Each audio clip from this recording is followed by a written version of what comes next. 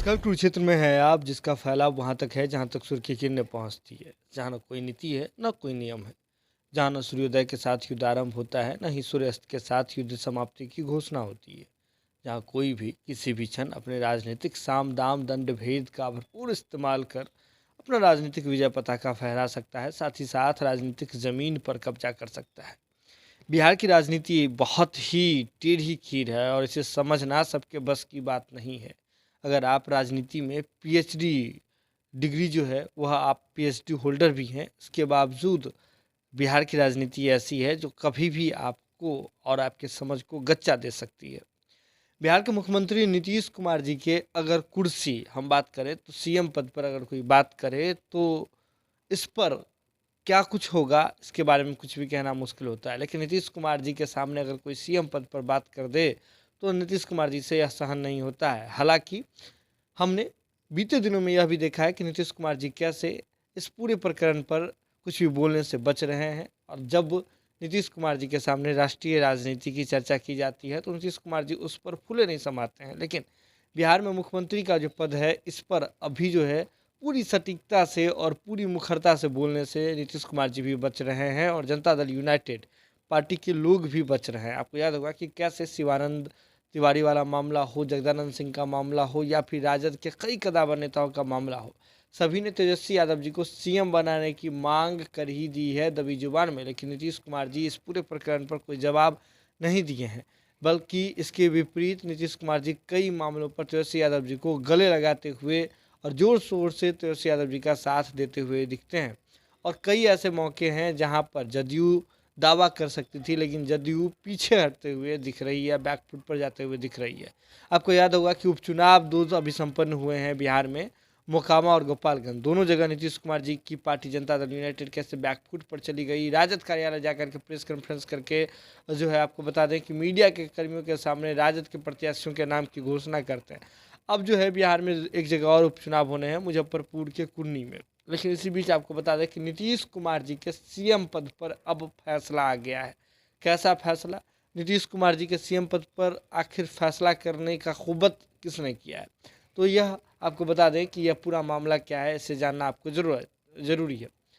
आपको बता दें कि नीतीश कुमार जी ने इस बीच में ही आपको 2020 के कार्यकाल में, यानी कि 2020 में जो विधानसभा चुनाव हुए थे, जिसका जो रिजल्ट आया था, जिसके बाद नीतीश कुमार जी को 2025 तक बिहार का मुख्यमंत्री रहना था एनडीए गठबंधन के साथ। लेकिन इसी बीच में नीतीश कुमार जी ने अपने गठबंधन में परिवर्तन किया। नीतीश कुमार जी तो मुख्यमंत्री रहे, लेकिन एनडीए जो है वह सत्ता में नहीं रही, महागठबंधन सत्ता में आ गई। जिसके बाद नीतीश कुमार जी के खिलाफ बिहार के ही एक व्यक्ति, मुजफ्फरपुर के किसी व्यक्ति ने, आपको बता दें कि सुप्रीम कोर्ट में याचिका दायर कर दी थी और नीतीश कुमार जी के इस्तीफे का उन्होंने मांग कर दिया था। जिसके बारे में आपको बता दें कि सुप्रीम कोर्ट ने एक फैसला लिया है। सुप्रीम कोर्ट ने इस याचिका पर सुनवाई की है और नीतीश कुमार जी के इस्तीफे पर की जो याचिका जो दायर की गई थी उसे खारिज कर दिया गया है।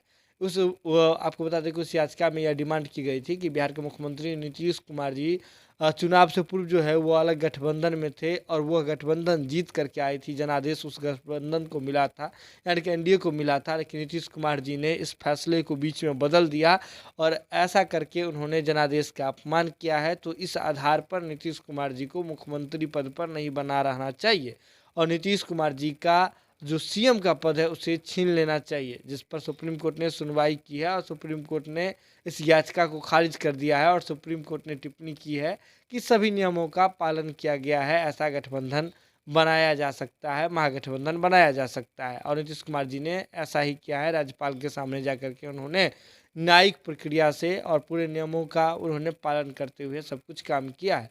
लेकिन इसके बाद आपको बता दें कि उस याचिका में यह भी डिमांड की गई है कि इस तरह के जो लोग करते हैं इस पर जो है शीघ्र रोक लगना चाहिए और इसके लिए एक सख्त कानून आना चाहिए। हालांकि सुप्रीम कोर्ट ने इस पूरे प्रकरण पर टिप्पणी करने से, इस कानून वाले प्रकरण पर टिप्पणी करने से इनकार किया है। लेकिन आपको बता दें कि नीतीश कुमार जी के सीएम पद पर बने रहने संबंधित अभी जो फैसला है वह सुप्रीम कोर्ट से आ गया है। हालांकि नीतीश कुमार जी 2025 के बाद सीएम बनेंगे अथवा नहीं बनेंगे ये तो आने वाले समय में तय होगा, और या फिर 2024 के बाद ही बिहार के सीएम पद में बदलाव हो जाता है, सीएम के नाम में बदलाव हो जाता है, ये भी आने वाले समय में पता चलेगा। लेकिन परिस्थिति जो है ठीक नहीं लग रही है। लेकिन आपको बता दें कि बिहार में अभी मौजूदा समय में मुजफ्फरपुर के कुर्नी विधानसभा में उपचुनाव होने हैं और उसको लेकर के राजनीतिक सहमत का भरपूर उपयोग किया जा रहा है।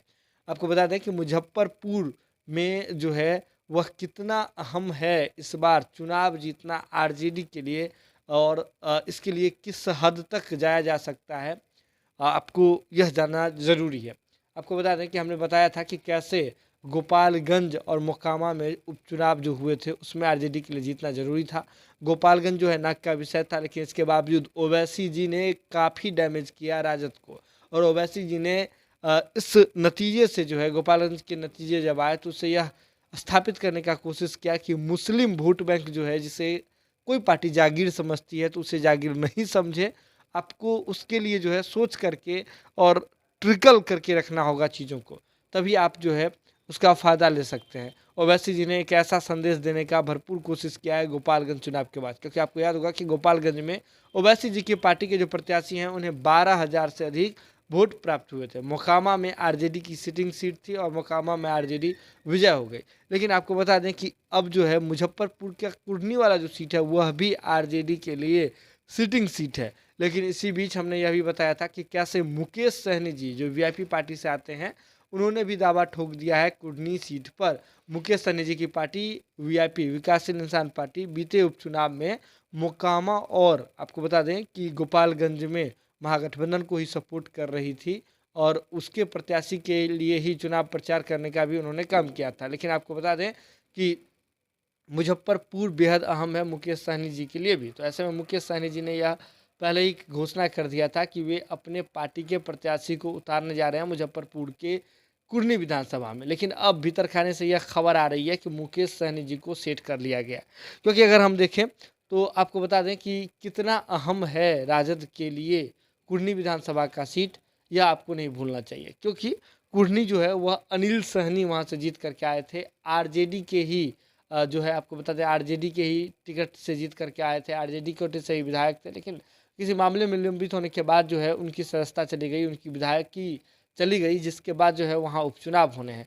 तो ऐसे में मुकेश सहनी जी वहाँ जब खड़े होते तो सहनी समाज का वहाँ जो वोट बैंक है और मुकेश सहनी जी के पास जो है आपको बता दें कि निषाद समाज का एक अच्छा खासा वोट बैंक है। तो डैमेज जो है सीधे तौर पर आरजेडी को हो जाती। आरजेडी का जो सिटिंग सीट आराम से निकल सकता था उसमें मुकेश सहनी जी अगर अपने प्रत्याशी को उतार देते हैं तो वह आरजेडी के लिए ही गेम टफ हो जाएगा, और ऐसे में क्या होगा कि वोट बढ़ जाएगा जिसका सीधा फायदा बीजेपी को मिल जाएगा। और मुकेश सहनी जी भी नहीं चाहते हैं कि बीजेपी इस बार जो है चुनाव जीते, क्योंकि मुकेश सहनी जी खार खाए हुए हैं। आपको याद होगा विकासशील इंसान पार्टी के विधायकों को कैसे तोड़ लिया था। आपको बता दें कि बीजेपी ने, जिसके बाद मुकेश सहनी जी भी इस पूरे मामले को लेकर के बीजेपी से खार खाए हुए हैं और बीजेपी को कभी भी नीचे दिखाने का कोई कमी कसर कोई मौका नहीं छोड़ते हैं। ऐसे में आपको बता दें कि अब ये भीतर खाने में खबर आ रही है कि इस तमाम चीज़ों को देखते हुए, तमाम बातों का आकलन करते हुए मुकेश सहनी जो हैं वे अब पीछे हटने के लिए तैयार हैं। हालांकि इस पर अभी तक कोई आधिकारिक बयान नहीं आया है, लेकिन मुकेश सहनी जी अब जो हैं बैकफुट पर जाने के लिए वहाँ पर तैयार हैं, जिसके पीछे एक खास मंशा है और साफ मंशा है कि वहाँ बीजेपी किसी हाल में नहीं जीतनी चाहिए। आपको बता दें कि मुकेश सहनी जी वहाँ अपने प्रत्याशी को उतार भी सकते थे, लेकिन सबसे बड़ा बात है कि ओवैसी जी अभी जो है वह आरजेडी को टारगेट लेकर के चल रही है। आपको याद होगा कि गोपालगंज में उन्होंने कैसे डैमेज किया, और ऐसे में ओवैसी जी की पार्टी AIMMM वहाँ यानी कि मुजफ्फरपुर के कुर्नी में अपने प्रत्याशी को उतारने का ऐलान कर चुकी है। ऐसे में ओवैसी जी के आने से वहाँ गेम जो है टफ होने वाला है और आरजेडी को एक बड़ा डैमेज होने वाला है, जिसका जो है हमने ट्रेलर देख लिया था, गोपालगंज में देख लिया था।